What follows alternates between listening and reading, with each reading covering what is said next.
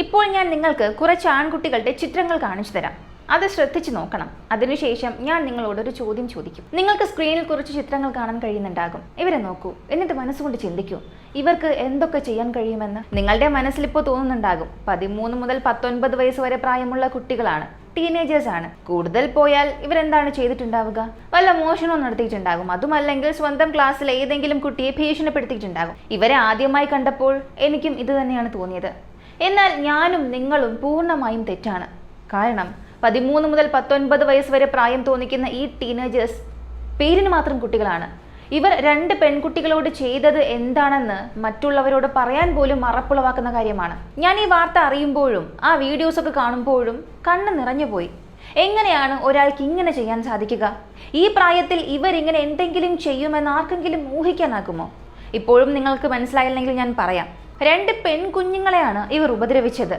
അവരുടെ ജീവിതമാണ് ഇവർ തകർത്തത്. ഈ കേസിനെ കുറിച്ച് അറിഞ്ഞതു മുതൽ എൻ്റെ മനസ്സ് പൂർണ്ണമായും തളർന്നു പോയിരിക്കുകയാണ്.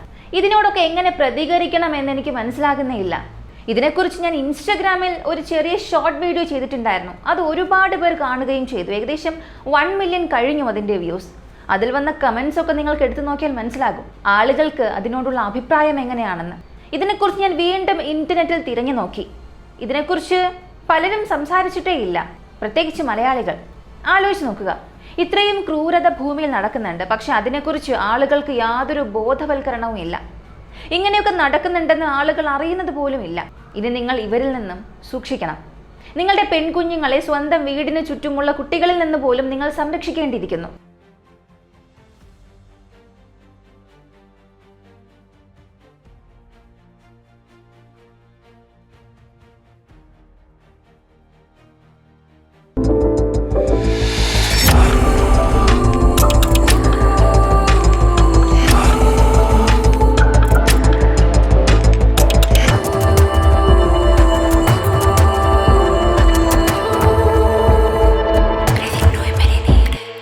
കുറച്ച് ദിവസങ്ങൾക്ക് മുൻപാണ് ജാഖുബാബാദിലെ ഈ ഒരു കേസ് പുറത്തു വരുന്നത്.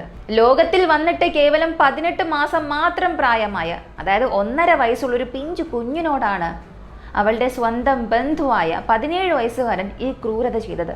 ഇത് പറയാൻ പോലും എനിക്ക് നാണക്കേടാണ്. ആ പിഞ്ചു കുഞ്ഞിനെയാണ് സ്വന്തം ബന്ധുവായ 17 വയസ്സുകാരൻ പീഡിപ്പിച്ചത്. ആദ്യമേ പറയാം, ഈ കേസ് ഇന്ത്യയിലല്ല നടന്നത്, പാകിസ്ഥാനിലാണ്. പാകിസ്ഥാൻ നടക്കുന്ന കാര്യങ്ങളുമായി നമുക്കെന്ത് ബന്ധം എന്നൊരു പക്ഷെ നിങ്ങൾക്ക് തോന്നിയേക്കാം. എന്നാൽ ഒരു 18 മാസം പ്രായമുള്ള കുഞ്ഞിനറിയില്ലല്ലോ അവൾ ഏത് രാജ്യത്താണ് ജനിച്ചതെന്നും ചുറ്റും എന്താണ് നടക്കുന്നതെന്നും. ലോകത്തിന്റെ ഏത് കോണിൽ ഒരു കുട്ടിയോട് ഇങ്ങനെ സംഭവിച്ചാലും നമ്മൾ അതിനെക്കുറിച്ച് സംസാരിക്കണമെന്നാണ് എനിക്ക് തോന്നുന്നത്. ഓഗസ്റ്റ് 4-നാണ് ഈ സംഭവം നടക്കുന്നത്.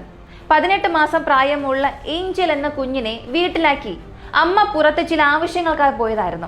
ആ സമയത്താണ് ഇവരുടെ വീട്ടിലേക്ക് മനാഫ് എന്നു പേരുള്ള 17 വയസ്സുള്ള ബന്ധുവായ ഒരു ചെറുപ്പക്കാരൻ വരുന്നത്. അവൻ ആ കുഞ്ഞിനെ മിഠായി വാങ്ങി നൽകാം, ഭക്ഷണം വാങ്ങി നൽകാം എന്ന് വീട്ടുകാരോട് കള്ളം പറഞ്ഞ് കുഞ്ഞിനെ കളിപ്പിക്കണം എന്നൊക്കെ പറഞ്ഞിട്ട് പുറത്തേക്ക് കൊണ്ടുപോയി. ചിന്തിച്ചു നോക്കൂ, ഒരു 18 മാസം പ്രായമുള്ള കുഞ്ഞിന് ഇതൊന്നും അറിയില്ലല്ലോ. മിഠായി തരാം എന്ന് പറഞ്ഞാൽ ആ കുഞ്ഞ് സന്തോഷിക്കും. കുട്ടി സന്തോഷിക്കുന്നത് കാണുമ്പോൾ കൊണ്ടുപോയിക്കോട്ടെ എന്ന് വീട്ടുകാരും വിചാരിക്കും. പോരാത്തതിന് അവനൊരു ബന്ധുവുമാണ്. ആദ്യമായിട്ടൊന്നും അല്ലല്ലോ ആ കുഞ്ഞിന് മിഠായി വാങ്ങിക്കൊടുക്കാൻ കൊണ്ടുപോകുന്നത്. അതുകൊണ്ട് തന്നെ വീട്ടുകാർക്കും അതിൽ യാതൊരു സംശയവും തോന്നിയില്ല. നമ്മുടെ വീട്ടിലെ കുട്ടി തന്നെയല്ലേ, കൊണ്ടുപോയിക്കോട്ടെ, അവൻ കാരണം നമ്മുടെ കുഞ്ഞിന് എന്ത് അപകടം വരാനാണ് എന്നാണ് അവർ വിചാരിച്ചത്. എന്നാൽ ഇത്തവണ കാര്യങ്ങൾ വ്യത്യസ്തമായിരുന്നു. എപ്പോഴും മിഠായി കഴിക്കാൻ പോയി തിരികെ വരുമ്പോൾ ചിരിച്ചു കളിച്ചു വരുന്ന ആ കുഞ്ഞ് ഇത്തവണ തിരിച്ചു വന്നത് ബോധമില്ലാത്ത അവസ്ഥയിലായിരുന്നു.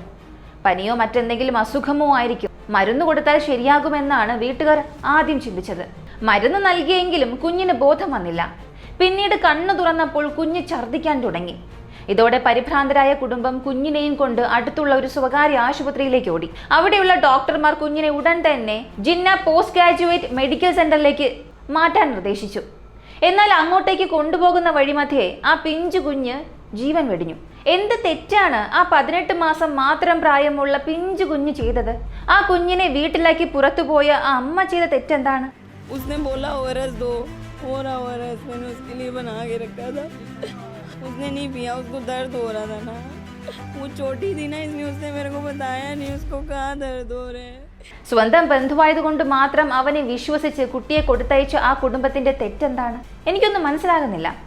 സത്യത്തിൽ ഈ കേസിന്റെ വീഡിയോകൾ നിങ്ങളുടെ മുന്നിലേക്ക് വന്നാൽ അത് നിങ്ങളുടെ മനസ്സിനെ അത്രമേൽ തകർത്ത് കളയും. നിങ്ങൾ വിറച്ചു പോകും. ഇൻസ്റ്റഗ്രാമിൽ ഞാൻ ഇതിനെക്കുറിച്ചുള്ളൊരു ഷോർട്ട് ചെയ്തപ്പോൾ ഞാൻ അറിയാതെ എൻ്റെ കണ്ണുകൾ നിറഞ്ഞുപോയി. ഒരു നിമിഷത്തേക്ക് എന്ത് കാണുന്നു, എന്ത് സംസാരിക്കുന്നു എന്ന് പോലും എനിക്ക് മനസ്സിലാകുന്നുണ്ടായിരുന്നില്ല. നമ്മൾ ഏത് ലോകത്താണ് ജീവിക്കുന്നത്?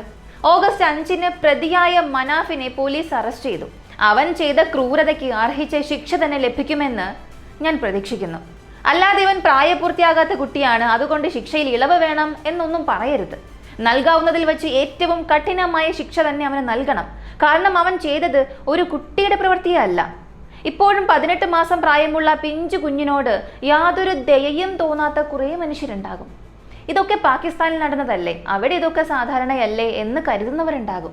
ശരിയാണ്, ഞാൻ ചെയ്ത ഷോർട്ടിന് താഴെയും ഇതുപോലെ ഒരുപാട് കമൻസ് വന്നിരുന്നു.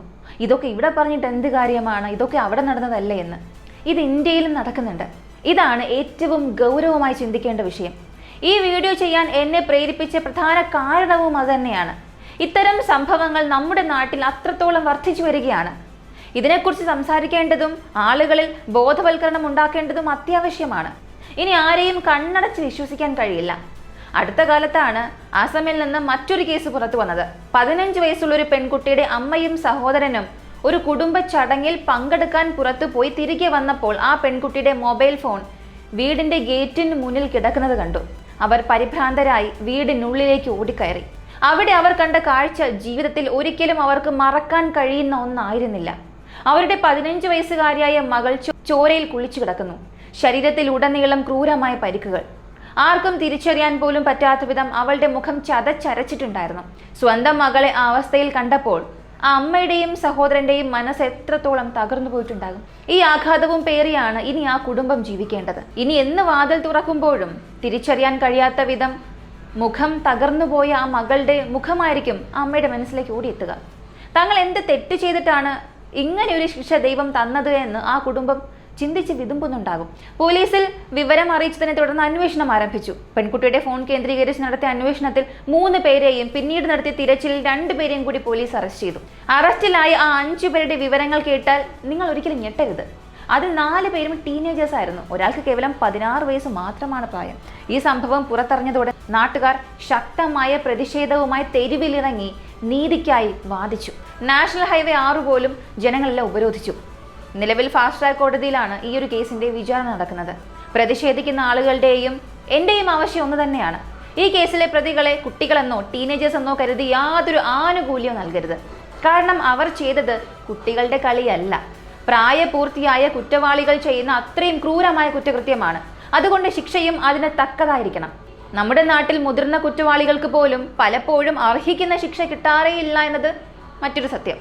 എങ്കിലും നമുക്ക് ശബ്ദമുയർത്താൻ കഴിയുമെങ്കിൽ, നമ്മുടെ ആവശ്യം അധികാരികളിൽ എത്തിക്കാൻ കഴിയുമെങ്കിൽ നമ്മൾ അത് ചെയ്യണം. ഇവരെ കുട്ടികളായി കണ്ട് യാതൊരു ദയയും കാണിക്കരുത്. കാരണം ആ ക്രൂരത ചെയ്യുമ്പോൾ ആ പെൺകുട്ടിയെ ഒരു കുട്ടിയായി കാണാൻ അവരും തയ്യാറായിരുന്നില്ല. ഈ സംഭവത്തെക്കുറിച്ച് ഞാൻ വളരെ വിശദമായി ഒരു വീഡിയോ ഇതിന് മുൻപ് തന്നെ ചെയ്തിട്ടുണ്ട്. നിങ്ങൾക്ക് എൻ്റെ ചാനലിൽ പ്രീവിയസ് വീഡിയോസ് എടുത്ത് നോക്കിയാൽ മനസ്സിലാകും. ഒരു 1-2 ദിവസത്തിന് മുൻപ് ഞാൻ ഈ സെയിം സബ്ജക്റ്റിനെ കുറിച്ച് വളരെ വിശദമായ ഒരു വീഡിയോ ചെയ്തിട്ടുണ്ട്. നിങ്ങൾക്ക് ഇതിനെക്കുറിച്ച് ക്ലിയറായി അറിയണമെന്നുണ്ടെങ്കിൽ ആ വീഡിയോ കണ്ടാൽ മതി. ഞാൻ നമ്മുടെ കമൻറ്റിൽ ആ വീഡിയോയുടെ ലിങ്ക് പിൻ ചെയ്ത് കൊടുത്തിട്ടുണ്ട്. ഡിസ്ക്രിപ്ഷനിലും അതിൻ്റെ ലിങ്ക് കൊടുക്കാം. ഈ വീഡിയോ അവസാനിച്ചതിന് ശേഷം നിങ്ങൾക്കത് കാണാം. ഈ 2 കേസുകളെ കുറിച്ചും വിവരിച്ചതിന് ശേഷം വീഡിയോ ഇതുവരെ കണ്ട നിങ്ങൾക്ക് ഒരു കാര്യം വ്യക്തമായിട്ടുണ്ടാകും. ചില കൗമാരക്കാരുടെ മനസ്സിൽ ചെറുപ്പത്തിലെ വിഷവും വൃത്തികേടുകളും നിറഞ്ഞു കഴിഞ്ഞിരിക്കുന്നു. അവരുടെ ചിന്താഗതി തന്നെ അത്രത്തോളം വഷളായിരിക്കുന്നു. ഈ പ്രശ്നം ഏതെങ്കിലും ഒരു രാജ്യത്തോ പ്രദേശത്തോ മാത്രം ഒതുങ്ങി നിൽക്കുന്ന ഒന്നല്ല. ഇതിനെക്കുറിച്ച് നിങ്ങൾ കൂടുതൽ അന്വേഷിച്ചാൽ തെക്കേ ഏഷ്യയിലും യൂറോപ്പിലും അമേരിക്കയിലും എല്ലാം ഇത്തരം സംഭവങ്ങൾ നടക്കുന്നുണ്ടെന്ന് കാണാം. ലോകമെമ്പാടും ഇന്ന് നേരിടുന്ന വലിയൊരു പ്രശ്നമാണിത്. ഈ വീഡിയോ ചെയ്യാൻ എന്നെ പ്രേരിപ്പിച്ച പ്രധാന കാരണവും അതുതന്നെയാണ്. നമ്മൾക്കിടയിൽ പെട്ടെന്ന് എന്ത് മാറ്റമാണ് സംഭവിച്ചത്? ഇന്നത്തെ കുട്ടികൾ എന്തുകൊണ്ടാണ് കുട്ടികളെപ്പോലെ ചിന്തിക്കാത്തത്? അവരുടെ മനസ്സിലേക്ക് ഇത്രയും ക്രൂരമായ ചിന്തകൾ എങ്ങനെയാണ് വരുന്നത്? എന്തുകൊണ്ടാണ് ഇക്കാലത്ത് ഇത്തരം വാർത്തകൾ നമ്മൾ ഇടയ്ക്കിടെ കേൾക്കേണ്ടി വരുന്നത്? ഇതിന് വ്യക്തമായ ചില കാരണങ്ങളുണ്ട്. അതിലേറ്റവും പ്രധാനപ്പെട്ടത് വളരെ ചെറിയ പ്രായത്തിൽ തന്നെ കുട്ടികൾക്ക് മൊബൈൽ ഫോണും ഇന്റർനെറ്റും ഉപയോഗിക്കാൻ കൊടുക്കുന്നു എന്നതാണ്. നിങ്ങളുടെ ചുറ്റും നോക്കിയാൽ തന്നെ ഇത് കാണാം. കുട്ടി വാശി പിടിക്കുമ്പോൾ അല്ലെങ്കിൽ അവരെ ശ്രദ്ധിക്കാൻ സമയമില്ലാത്തപ്പോൾ മാതാപിതാക്കൾ ഉടൻ തന്നെ ഫോൺ എടുത്തങ്ങ് കൊടുക്കും. കുട്ടിക്ക് ബോറടിക്കുന്നു എന്ന് പറയുമ്പോഴും ഫോൺ കൊടുക്കുന്നു. അവനൊരു കുട്ടിയല്ലേ, ബോറടിക്കുമ്പോൾ അവനോടൊപ്പം കളിക്കുക. കാര്യങ്ങൾ പറഞ്ഞു കൊടുക്കുക, നല്ല ശീലങ്ങൾ പഠിപ്പിക്കുക. ഇതിനൊന്നും ഇക്കാലത്ത് ആർക്കും സമയമില്ല. അതുകൊണ്ട് എല്ലാവരും ഫോൺ അങ്ങ് കയ്യിൽ കൊടുക്കും. സംസാരിക്കാൻ സമയമില്ലാത്തവർ കുട്ടി ഫോണിൽ എന്താണ് കാണുന്നത് എന്ന് ശ്രദ്ധിക്കാൻ സമയം കണ്ടെത്താറും ഇല്ല. അവൻ ഏതെങ്കിലും അശ്ലീല വെബ്സൈറ്റുകൾ കാണുന്നുണ്ടോ, മോശമായ കണ്ടന്റുകൾ കാണുന്നുണ്ടോ എന്ന് ആരും പരിശോധിക്കാറില്ല. ഇന്നത്തെ കാലത്തെ ഏറ്റവും വലിയ പ്രശ്നം സോഷ്യൽ മീഡിയ റീലുകളിൽ നിറഞ്ഞു നിൽക്കുന്ന അശ്ലീലവും വൃത്തികേടുകളുമാണ്. ഒരു മുതിർന്ന വ്യക്തിക്ക് ഇത് നിസ്സാരമായി തോന്നാമെങ്കിലും ഒരു കുട്ടിയുടെ മനസ്സിനെ അത് എങ്ങനെ ബാധിക്കും എന്ന് നമുക്കിപ്പോൾ മനസ്സിലായിട്ടുണ്ടാകും. ചെറുപ്പത്തിൽ തന്നെ ഇത്തരം കാര്യങ്ങൾ കാണുന്നത് കൊണ്ട് ഇതാണ് യഥാർത്ഥ ലോകമെന്നും ഇതാണ് ശരിയെന്നും ആ കുട്ടി കരുതുന്നു. ഇന്ന് ഇന്റർനെറ്റിൽ സ്ത്രീവിരുദ്ധ ആശയങ്ങളും വികലമായ തമാശകളും ഡാർക്ക് ഹ്യൂമറൊക്കെ തമാശയുടെ പേരിൽ പ്രചരിക്കപ്പെടുന്നുണ്ട്. സ്റ്റാൻഡപ്പ് കൊമേഡിയന്മാർ ഇത് പറയുമ്പോൾ എല്ലാവരും അങ്ങ് കൈയടിച്ച് പൊട്ടിച്ചിരിക്കും. അപ്പോൾ ഇതൊക്കെ കാണുന്ന കൗമാരക്കാരായ കുട്ടികൾക്കും, അതായത് ഇത്തരം കൊമേഡിയന്മാരുടെ പ്രധാനപ്പെട്ട പ്രേക്ഷകർ കൗമാരക്കാരാണ്, ഇതെല്ലാം വെറുമൊരു തമാശ മാത്രമായി അവർക്ക് തോന്നും. അവർക്ക് എല്ലാ കാര്യങ്ങളും തമാശയായി മാറുകയാണ്. എന്നാൽ ഇവ മാത്രമാണ് കുട്ടികളുടെ ബുദ്ധി മോശമാകാൻ കാരണമെന്ന് ഞാൻ ഒരിക്കലും പറയില്ല. ഇതിന് പിന്നിൽ മറ്റു ചില കാരണങ്ങൾ കൂടിയുണ്ട്. എനിക്ക് തോന്നിയ മറ്റൊരു പ്രധാന പ്രശ്നം പരസ്പര സമ്മതം എന്നത് എന്താണെന്ന് പല കുട്ടികൾക്ക് മനസ്സിലാക്കാൻ കഴിയുന്നില്ല എന്നതാണ്. സത്യത്തിൽ ഇന്നത്തെ പല മുതിർന്നവർക്കും ഇത് മനസ്സിലാകുന്നില്ല. എന്നാൽ കുട്ടികളുടെ കാര്യം നോക്കുകയാണെങ്കിൽ ചെറുപ്പം മുതലേ ചിലരെ വളർത്തുന്നത് മകനെ ഇതൊക്കെ നിന്റേതാണ്, ആരെന്ത് പറഞ്ഞാലും നീ തരണം ചെയ്യണം എന്ന മട്ടിലാണ്. ആവശ്യമുള്ളത് ചോദിച്ചാൽ അത് കിട്ടിയിരിക്കണം എന്ന് ചെറുതിലെ പഠിച്ചു വളരുന്ന കുട്ടികൾ. നോ അല്ലെങ്കിൽ അരുത് എന്ന വാക്കിന്റെ അർത്ഥം ഒരിക്കലും അവർക്ക് മനസ്സിലാകില്ല. അത്തരക്കാർ ഏതെങ്കിലും ഒരു പ്രണയബന്ധത്തിൽ അകപ്പെടുമ്പോൾ പങ്കാളി താല്പര്യം ഇല്ല എന്ന് പറഞ്ഞാൽ പോലും അത് ഉൾക്കൊള്ളാൻ അവർക്ക് കഴിയുന്നില്ല. സമ്മതം എന്നാൽ എന്താണെന്ന് അവർക്കറിയില്ല.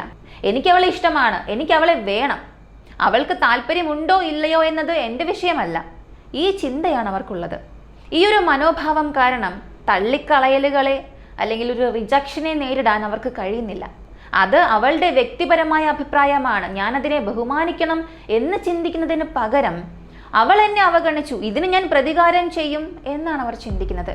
പ്രതികാരം ചെയ്യണം എന്നുള്ള ഈ വാശിയിൽ അവരുടെ ബുദ്ധി നശിക്കുകയും മുന്നിലുള്ള ആളെ ഉപദ്രവിക്കാനോ നശിപ്പിക്കാനോ അവർ തീരുമാനിക്കുകയും ചെയ്യുന്നു. നമ്മൾ നേരത്തെ കണ്ട അസമിലെ കേസിൽ സംഭവിച്ചതും ഇതുതന്നെയാണ്.